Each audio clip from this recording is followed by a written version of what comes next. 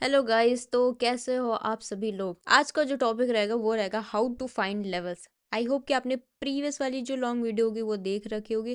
तो इस वीडियो में हम देखेंगे कि कैसे आप एक अच्छा लेवल फाइंड कर सकते हो। तो काफ़ी लोगों ने पूछा था कि मैम बैंक निफ्टी और निफ्टी में लेवल्स कैसे मार्क करें जिससे हमें पता चले कि हमें यहाँ पे एंट्री लेनी है, हमारा टीपी ये रहने वाला है। तो आज हम वही सारी चीज़ें डिस्कस करने वाले हैं। तो अगर आप निफ्टी या बैंक निफ्टी ट्रेड करते हो और हर रोज़ कन्फ्यूजन रहता है कि सपोर्ट कहाँ है, रेजिस्टेंस कहाँ है, तो आज ये वीडियो आपके लिए गेम चेंजर होने वाला है। तो एंड तक वीडियो को ज़रूर देखना एंड ध्यान से चीज़ों को सुनना, समझना और प्रैक्टिस करना। बिना प्रैक्टिस भाई कुछ भी चीज़ें, आप कितनी भी नॉलेज ले लो ना, बिना प्रैक्टिस के वो वर्क कर ही नहीं सकती है। तो मेक श्योर करना कि आप प्रैक्टिस करो। अब सपोज मार्केट आपकी ऊपर नीचे हो रही है, स्टॉप लॉस सेट हो रहे हैं और आप सोच रहे हो गलती कहाँ हो रही है। सच तो ये है कि आपके लेवल्स और जोन गलत ड्रॉ कर रखे हो। काफ़ी बिगनर्स की यही मिस्टेक होती है। मैंने भी अपने स्टार्टिंग और इनिशियल स्टेज पे ये दिक्कत करी थी कि मुझे लेवल्स मार्क ही नहीं करने आता ताकि कहाँ पे एक परफेक्ट लेवल अपन ड्रॉ कर सकते हैं। मैं कुछ यहाँ पे फ़ोटोज़ लगाऊंगी कि जब मैं इनिशियल स्टेज पे थी तो कैसे लेवल में मार्क करती थी। आपको तब का लेवल मार्क करना और अभी का लेवल मार्क करना, आपको क्लियर कट डिफरेंस पता चल जाएगा। एंड एक बिगनर्स के लिए एडवाइस, बिगनर ट्रेडर्स क्या करते हैं, इंडिकेटर के पीछे भागते हैं लेकिन रियल मनी बनती है लेवल्स और जोन से, वो इन्हें पता नहीं होती है। इस वीडियो में हम स्टेप बाय स्टेप सीखेंगे कि इंडियन इंडेक्स में कैसे परफेक्ट लेवल ड्रॉ करते हैं और कैसे आइडेंटिफाई करते हैं। या आप वैसे अपने इक्विटी में भी यूज़ कर सकते हो, अपने फॉरेक्स क्रिप्टो में भी यूज़ कर सकते हो। तो चलो अब शुरू करते हैं। सबसे पहले आपको क्या करना है, क्या चीज़ें ध्यान रखनी है।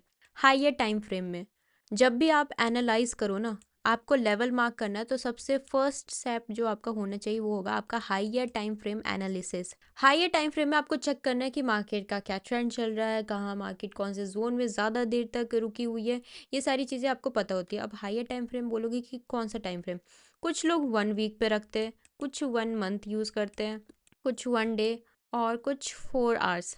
अब मेजरली जो मैं यूज़ करती हूँ ना वो रहता है 1 डे का टाइम फ्रेम एंड 4 आवर का टाइम फ्रेम, जो कि आपको देखनी चाहिए कि प्रीवियस डे क्या करा मार्केट ने, कैसी कैंडल फॉर्म करी है।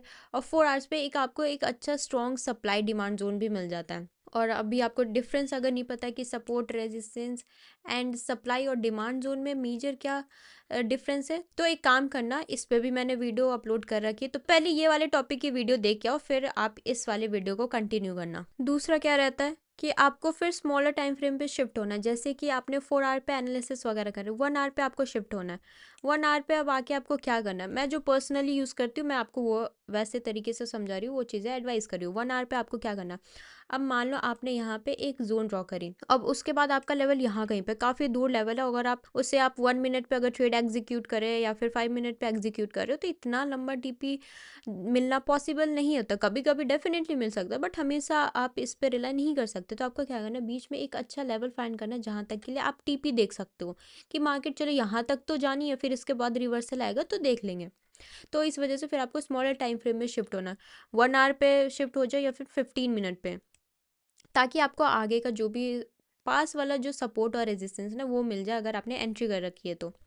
और फिर क्या करना, तीसरा स्टेप, 5 मिनट पे entry. 5 minute is the best time frame to make your trade execute. अगर आप बिगिनर हो तो भी बेस्ट है, अगर आपको एक्सपीरियंस है तो भी काफ़ी लोग आपको दिखेंगे जो 5 मिनट पे एग्जीक्यूट करते हैं। बाकी स्कैल्पिंग वगैरह अगर आप कर रहे हो तो फिर 1 मिनट यूज़ करो, वरना इंट्रा डे के लिए 5 minute will be the best option. And ध्यान रखना, अगर आप सही लेवल और जोन ड्रॉ करना आ गया तो ट्रेडिंग क्या, प्राइस एक्शन का 50% आपने यहीं पे मास्टर कर लिया। अब शुरू करते हैं अपनी वीडियो। सबसे पहले क्या करना है, डेली टाइम फ्रेम में शिफ्ट करना है। अब आप सोचोगे कि डेली टाइम फ्रेम में मैम हम क्या देखें, हमें तो कुछ समझ में नहीं आता। कैंडल्स देखनी है। सिंपली आपको क्या करना है, कैंडल्स देखनी है कि लास्ट डे मार्केट ने कैसी कैंडल बनाई। आपने कैंडल स्टिक्स पढ़ी होंगी, कैंडल स्टिक्स पैटर्न पढ़ी होंगी, तो आपको वही चीज़ें यहाँ पे फाइंड आउट करनी है। अब 1 डे टाइम फ्रेम में आप देखोगे कि मार्केट क्या कर रही है, एक क्लियर कट डाउन ट्रेंड में चल रही है। अब इसका यहाँ पे ब्रेकआउट करने का ट्राई करा बट अगेन सेलर्स एक्टिव हुए। तो ये सारी चीज़ें अपने बजट का भी था और ये गैप वगैरह बना, ये सब टैरिफ्स वगैरह सिचुएशन की वजह से बना है। हमें उससे कोई लेना देना नहीं है, हम यहाँ पे सिंपल प्राइस एक्शन की बात करें कि हम कैसे एनालिसिस करें। अब आप ध्यान से देखोगे ना मार्केट क्या कर रही है, उस दिन का हम कैंडल मार्क करते हैं जिस दिन ये गैप अप ओपन हुई। सबसे पहले हमारे लिए इसका मैटर करता हाई और लो।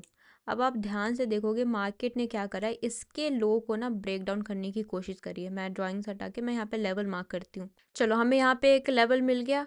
ये जो डेली का टाइम फ्रेम में हमें कैंडल दिख रही है, इसका हाई और इसका लो मार्क करना है। अभी भी रेंज कर रही है मार्केट इसी बीच में। कई बार कोशिश भी करी इसे ब्रेक डाउन करने की, बट आपको दिख रहा होगा कि मार्केट ने कैसे यहाँ पे रिजेक्शन लिया है। प्रॉपर हैमर, मतलब ये जो विक बन रही है ना, ये इंडिकेट कर रही है कि बायर्स अभी भी स्ट्रांग हो रखे हैं मार्केट में। सेलर्स की एंट्री नो डाउट हो रही है, बट सस्टेन नहीं कर पा रही है मार्केट। बायर्स अगेन उसके ऊपर ओवरकम कर रहे हैं और अपने फेवर में मार्केट को ले जा रहे हैं। और यहाँ पे प्रॉपर एक ग्रीन कैंडल, आपने हैमर अगर कैंडल स्टिक्स वीडियो आपने नहीं देखी तो वो देख लेना, आपको समझ में आ जाएगा। अब हैमर अगर बनती है तो वो क्या सिग्नल देती है कि एक अपस्विंग ट्रेड बनेगी। मार्केट ने इसको ब्रेक डाउन करने की कोशिश करी बट सस्टेन नहीं करा, और ये क्या बना के छोड़ दिया है, एक हैमर कैंडल। अब हैमर कैंडल में मैं इतना ज़ोर क्यों दे रही हूँ, उसका रीज़न है सिंपल सा। अब मार्केट मान लो यहाँ पे आपका प्राइस लेवल चल रहा है 25,450 का, 25,450 और फिर 25,550, ये सारे लेवल्स है। तो मार्केट क्या कर रही है, इसको रिजेक्ट कर रही है, और ये बनी भी किस कलर में, ग्रीन कलर में। मतलब यहाँ पे बायर सेलर्स हुआ और एट द एंड रिजल्ट क्या निकला कि ये ग्रीन कैंडल फॉर्म कर दी। चलो ठीक है, ग्रीन कैंडल हमें मिल गई। अब इसमें क्या, लो प्राइस जो थे, नीचे के जो प्राइस है ना वो रिजेक्ट हो रहे हैं। मार्केट यहाँ पे इन प्राइसेस पे टिकना ही नहीं चाह रही, इनको रिजेक्ट करते हुए क्या कर रही है, एक अपसाइड को क्लियर कट ट्रेंड दिखा रही है। अब चलो फ्राइडे तक हमें ये भी चीज़ दिख गई, मार्केट ने एक डेली टाइम फ्रेम में छोटा सा ट्रेंड लाइन बनाया और अगेन गैप। अब आज के दिन इसने क्या बना दिया, यहाँ पे काइंड ऑफ इसने डोजी बना रखी है। मतलब इसमें ठीक है बायर सेलर्स हुए but at the end sellers का ज़्यादा कंट्रोल आ, तो इसने एक छोटी सी बॉडी वाली कैंडल फॉर्म कर दी है। तो अब अगला स्टेप मार्केट का यहाँ पे क्या हो सकता है, पहली बात तो ये जो आपको स्ट्रेंथ दिख रही थी ना जहाँ पे बायर्स एक्टिव हुए थे, वो पूरी यहाँ पे गैप बनाने के बाद जा चुकी है। अगर आज के दिन भी बायर्स का कंट्रोल रहता तो ये आपको अच्छी खासी एक ग्रीन कलर की पार कैंडल बनते हुए दिखती, बट ऐसा कुछ भी नहीं हुआ, मार्केट ने एक डोजी बना के छोड़ दिया। अब कल का जो कैंडल होगा ना वो डिसाइडिंग कैंडल होगा कि किसका स्ट्रेंथ ज़्यादा है मार्केट पे, बायर्स का या फिर सेलर्स का। ये हो गया डेली टाइम फ्रेम पे। चलो अब इसे देखते 4 आवर के टाइम फ्रेम में हम कैसे लेवल्स मार्क करें। हमारा इसका काम हो गया, ये हमें बस कुछ टाइम के लिए चाहिए था। अब ध्यान से सुनना। अब आप बोलोगे कि हम कितने लेवल्स यहाँ पे फाइंड करें, यहाँ पे भी मार्केट जोन पे चल रही है, यहाँ पे भी जोन पे चल रही है, यहाँ पे भी चल रही है, हम कहाँ पे फाइंड करें।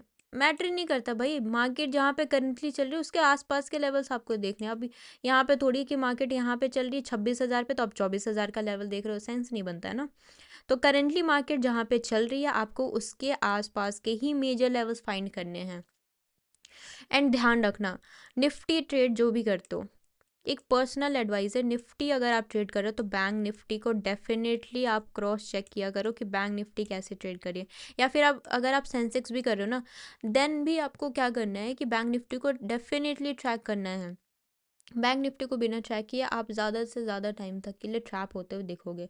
बिकॉज आज के दिन भी जितने अपने आते हैं लाइव पे उन्हें आइडिया होगा कि हमने कई बार देखा है कि अगर निफ्टी एक अच्छे मान लो रेजिस्टेंस भी है और उसको ब्रेकआउट करने की ट्राई कर रही है, ओके, तो यहाँ पे बैंक निफ्टी को ज़रूर कंसिडर करना है। अब चलो अपने लेवल्स की बात करते हैं।